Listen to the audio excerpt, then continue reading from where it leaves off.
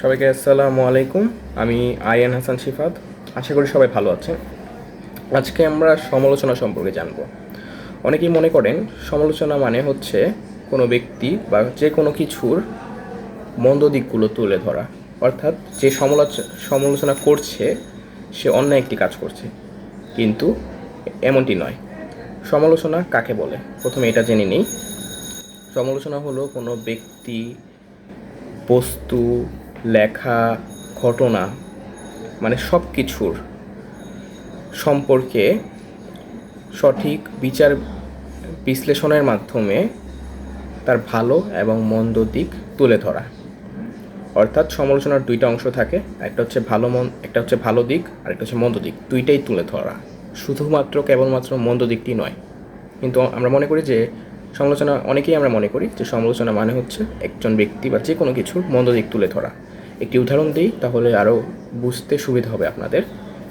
যেমন একজন শিক্ষক তার শিক্ষার্থীর লেখা একটি কবিতা পড়ছে এবং পড়ে তিনি মন্তব্য করলেন যে তোমার লেখাগুলো ভালো হয়েছে, তোমার লেখার ধরন ভালো, কিন্তু লেখাগুলোর মধ্যে অনেক বানান ভুল রয়েছে। এখানে শিক্ষকটি তার শিক্ষার্থীর লেখা কবিতাটির সমালোচনা করলেন। ভালো দিকগুলো হলো, শিক্ষকটি যে ভালো দিকগুলো বলল কবিতা সম্পর্কে, যে তোমার লেখার ধরন ভালো, অর্থাৎ লেখার স্ট্রাকচারটা ভালো হয়েছে। এবং একটা খারাপ দিক বললেন বা একটা ভুল সংশোধন করিয়ে দিলেন যে তোমার অনেকগুলো বানান ভুল রয়েছে। তো আশা করি আপনারা বুঝতে পেরেছেন সমালোচনা সম্পর্কে। এখন সমালোচনা করার অনেকগুলো উদ্দেশ্য রয়েছে, এর মধ্যে তিনটা প্রধান উদ্দেশ্য হলো, মূল উদ্দেশ্যই একটা হলো প্রথমে, সেটা হচ্ছে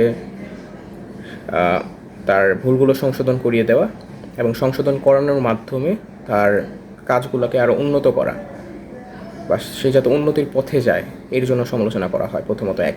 দ্বিতীয়ত তার মন্দ দিকগুলো তুলে ধরা এবং তারপর তৃতীয়ত তার ভালো দিকগুলো তুলে ধরা।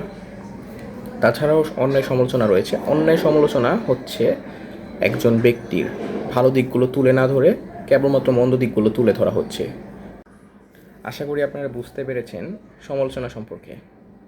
আজকে থেকে আমাদের এই ভুলটা আর হবে না যে অমুক ব্যক্তির সমালোচনা করছে, এর মানে সেই ব্যক্তিটি তার অন্যায় কাজ করছে বা তার সম্পর্কে খারাপ দিকগুলো তুলে ধরছে।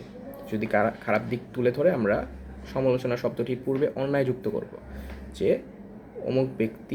অমুক ব্যক্তির অন্যায় সমালোচনা করছে। সমালোচনা না, সমালোচনার মধ্যে মূলত যুক্তির সহিত, সঠিক বিবেকবোধের সহিত, সঠিক তদন্ত বিশ্লেষণের মাধ্যমে যে কোনো কিছুর ভালো এবং মন্দ দুইটা দিকে তুলে ধরা হয়।